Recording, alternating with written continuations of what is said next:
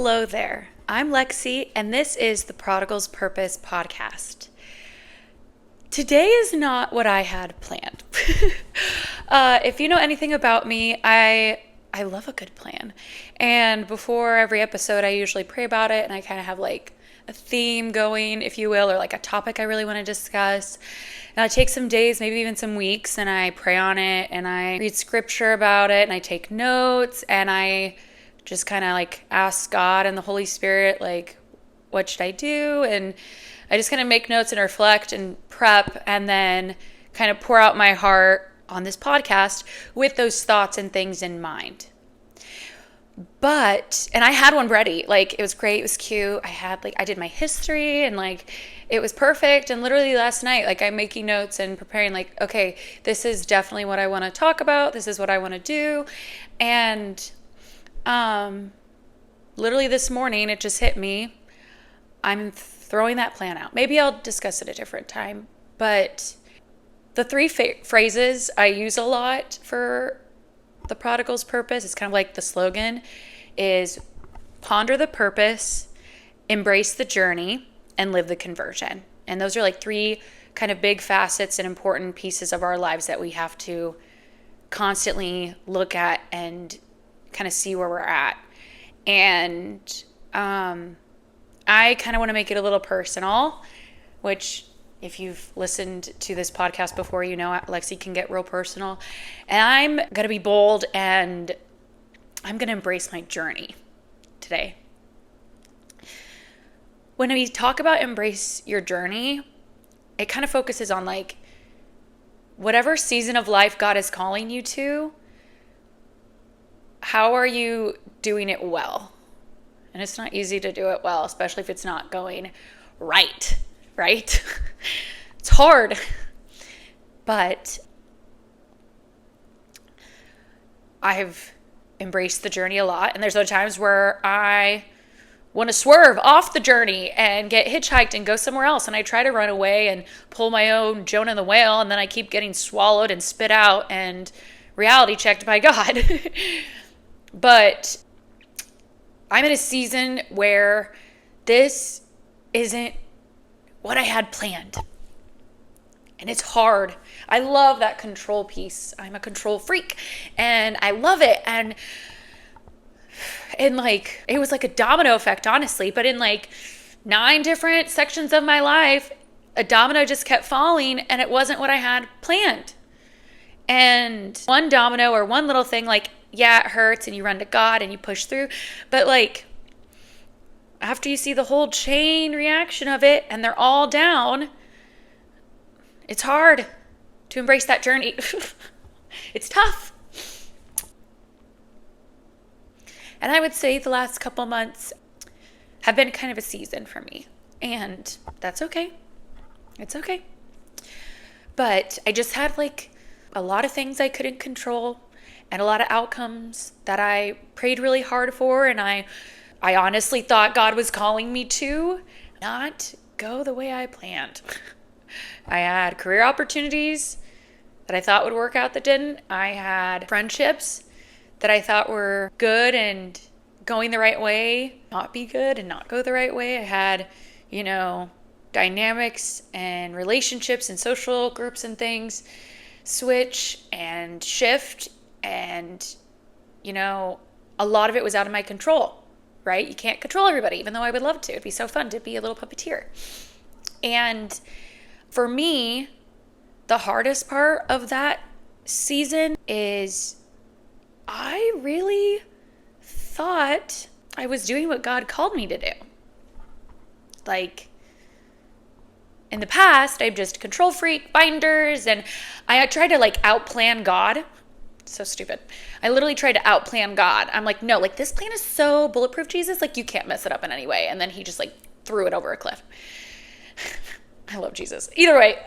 And so just on my spiritual journey and path, I really invited him in, and I really tried to make him the center of it. And not to be dramatic, but like none of it worked out the way I thought it would. I got humbled hard. And some of them were easier to surrender than others, and some of them were easier to give to Jesus and trust that Jesus has my back and has it figured out. But I'd be lying to you if I said that there's a lot that doesn't feel good and doesn't feel fair and doesn't feel right and just really messes with you when you truly, truly felt God calling you to these opportunities and they just don't work out. And my mama is wise. And so whenever I go through these things and these hard times, she's like, honey, it was a lesson. I don't know about you, but I'm on like lesson 52. And when does this class end? When do I get to the part where I like receive my diploma? I have life figured out and it's great. And sadly, I think these lessons are life lessons. And so long as I have a pulse, I'm going to keep being humbled and learning them. And I just want to like share that with you and share and show people that you can still feel really lost and really alone in the season that you feel the closest to Jesus and the most devout and the most consistent and you have the best habits. You can still have bad days. I mean, yeah, it's real and you're not alone and it's okay. And I'm living proof of it. And it's hard. It just is. And I just think it's good to have space and a place and people to go to say, this sucks. This is really hard. This doesn't feel fair. I don't get it. But you just got to kind of build that trust back up with God that, you know, He sees things you don't see. He hears conversations you don't hear. And as trippy and not great as it feels, like this is His plan and it's hopefully a good one. And I'm going to cry because I love my brother. I have this brother, okay? He's 10 years younger than me, but he's like my Yoda, okay? Because he reminds me a lot of my dad. He's my mini dad. And he has this gift where he can see a situation, and especially since his walk with Christ and his faith has grown and he's matured, and I mean, I look up to him and he's 10 years younger than me, but he has this gift that he can kind of see the situation from afar and in a different lens that gives a lot of clarity and understanding, because when you're in it, it just feels messy and ugly and hurtful and whatever. And he's also a man of few words.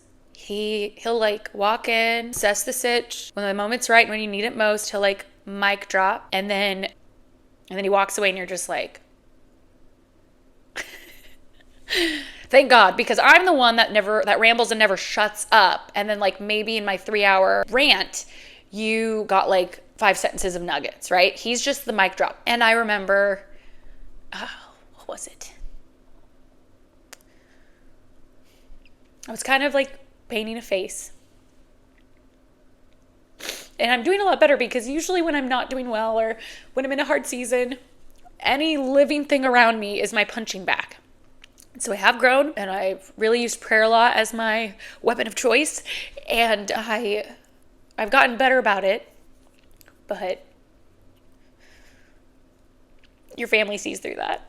And I remember we had, kind of a moment alone, and my wise little brother kind of checked in on me, and he's like, you good? Like, how's it going? What's going on? And so he let me ugly cry and tell him how much I just want to love and trust God's plan. But there's just these minutes and moments that are really hard and really hurt. And I remember him saying, things aren't fair, and, things that happened to you, like, they weren't right, but, like, people are human, and they make mistakes, and we're in a really broken world, and we hurt each other, and sometimes hurt people, and I say this because I'm a pro at hurting people, especially in my younger years when I had no relationship with Jesus, that was the only thing that made me feel better for like zero point 0.2 seconds, was lashing out at the people I loved. And he just kind of reminded me, you don't know what other people are going through. And, maybe I'm a side effect of the hurt or the journey that they're on. And it's not discounting, he wasn't discounting my feelings or my experiences. He just was trying to give me perspective. And me being the diva I am, I like countered with him. I'm like, I really was listening to him though. Like, I really was like following God, and I was like trying to like endure this season with love and compassion, and I was like trying to do the right thing, and I was like trying to pray and like take my hurt and take my hardships to Jesus, and like I still don't win. Like I still don't get it, And my wise little brother was like, but Lexi, your suffering can have meaning. And maybe you're called, as weird as it sounds, to this season of suffering for something greater. And if we think of all of our favorite saints, I love my brother. He's like, their lives sucked. He's like, look at your favorite saints. Like, Maximilian Kolbe, murdered in a starving chamber for crimes he didn't commit. JP2, orphaned at a very young age and so alone, and, in a war-torn world, and became a pope and was almost assassinated, and, carried those things in his heart, but was such a figure of joy and peace to people. And just, greatest saints suffered, Lexi. So like, it sucks, but maybe, this is the journey you're called to. And maybe this season of suffering won't make sense till you get to sit on a cozy couch in heaven with Jesus over a cup of coffee and say, bro, Jesus, what was that about? And he'll pull that curtain and show you. God bless little brothers. Shout out. And I needed that just reality check. And this is a very off script, random, probably rambling episode, but I just feel it really, really loudly in my heart that we need to normalize and give purpose behind the not being okay, and being okay with not being okay. Not like I'm going to settle in and I'm going to like buckle up and I'm going to just sit in this pity party. No. But the not understanding could be a gift, and God could be protecting you from ugly, hurtful things that we don't understand yet. And you just have to trust. And it's hard. It's hard. It's just so hard. But you just have to trust. And I need to trust. And I think half of this is I just need to remind myself, like, I'm in a season of trusting hard, blindly. I'm in a season of trust. I'm in a season where Jesus is asking me to step out of the boat and to lock eyes on him and ignore the storm around me and just reach out for him. And he's got me. And I need to have trust and faith in that. And thinking about this, last summer, I went through a really, really dark season of despair. And I'll go on that rampage in a different time, but just a really dark season of despair. And I was still doing okay with my faith journey, and I knew what I needed, and I took myself to confession and sat in adoration and just spent some time with him. And I got home and I'm doom scrolling on my little temptation brick of a phone. And I will say, I know I scroll, but my algorithm is pretty holy that it's pretty dope. And I will say Jesus used my scrolling and planted a beautiful seed. But anyways, I randomly scrolled and there was this story about St. Thomas Aquinas, total goat, doctor of the church. Poor boy was called the dumb ox and was not treated nice in his childhood. And then there he is, dropping bars and writing crazy things and just being holy of holies. So anyways, I've never heard this story of St. Thomas Aquinas ever. But I was like, oh, what? And so I actually stopped scrolling and I paused and I read the story. And the story is at the end of Thomas Aquinas's life. So he's I think he's old. He's a dude. He's older. He's lived a big life. Okay. He wrote a lot of really cool things, taught a lot of really cool things, all in Jesus' name. Doctor of the church. Need I say more? So he's at the end of his life, and cute little old Thomas Aquinas, I just imagine him like doing the old man waddle. He waddles into his chapel late one night. He's praying. And I kind of imagine it like he probably does this every day, right? Living that religious life. So he waddles in and he sits in his favorite spot in his pew and he gets comfy and he's praying. And there's a big crucifix hanging in front of him. All of a sudden the crucifix comes to life. And Jesus from the crucifix comes to life and is speaking to Thomas. And he's like, my good and faithful servant, you have done so well for me. You have written such amazing things. And he's like, what do you desire for me to give you? And low key, I feel like this is like the praise, the award ceremony, the like, bro, you put in the sweat, blood, tears, and this is your time to get what you deserve, to get what you want. Like, come on, like dumb ox, like let's go. I'm talking to the church now. Jesus be talking to me direct. Like, this is the time to flex. Like, let's go, Thomas Aquinas. And I'm like, let's go, let's go, let's go. Anticipation building. And cute little Thomas Aquinas quietly whispers in Latin, non nisi te domine. So I had to look it up. I am not fluent. And I double checked it with my priest uncle, my brunkle. He's like a brother uncle. It's a long story, whatever. And I checked with my uncle, I'm like, is this the right translation? He's like, yeah, that's right. Like, you got it. Like, God bless Google Translate. But Thomas Aquinas says back to Jesus, who's like saying like, hit the jackpot, buddy. What do you want? I'll give you anything. It's like a genie in the bottle moment. And sweet Thomas Aquinas says, no nisi te domine, which means only you, Lord. And I got humbled in my doom scrolling, and I grabbed my prayer journal and I wrote down the story because I didn't want to forget it. But I also really prayed an intentional prayer in my PJs, tucked in my bed, doom scrolling on a Thursday. I was like, I want to be like that, Jesus. I want not the praise, not the glory, not what I feel I deserve, not the big rewards and the accomplishments and the status and the career I want and the praise and the glory and the fame. Like, I don't want to want that. I want to only want you. And I want to only see you in everything I do. And this last year, like, that's just been my prayer.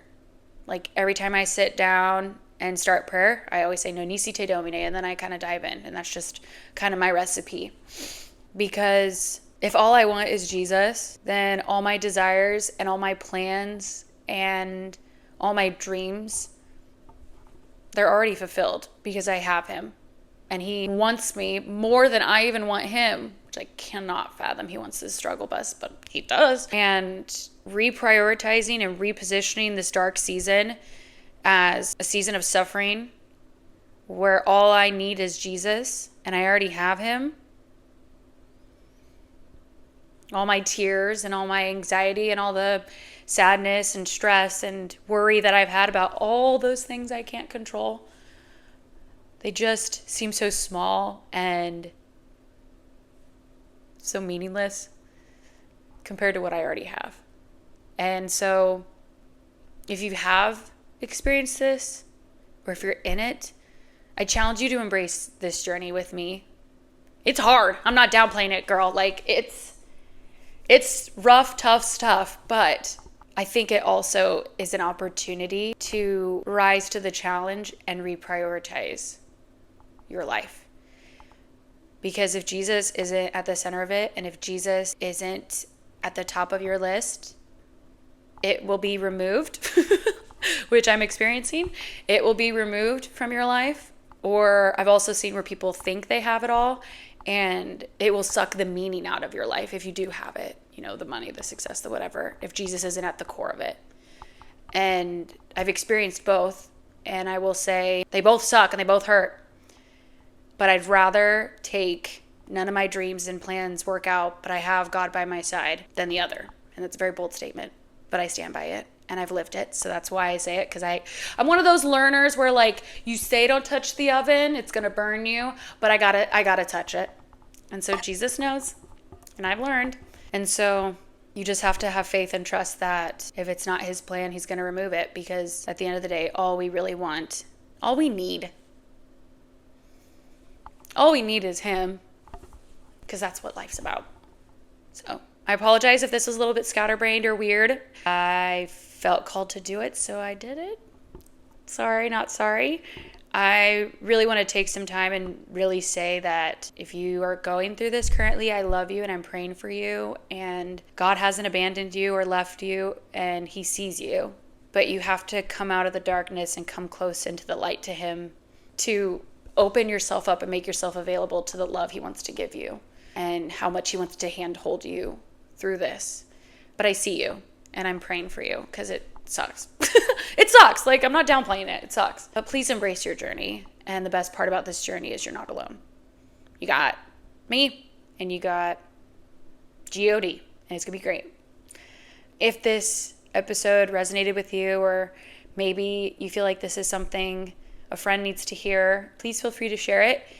If you stumbled upon this and you have no idea what's going on, hi, I'm Lexi, and I cry a lot, but I love a lot too.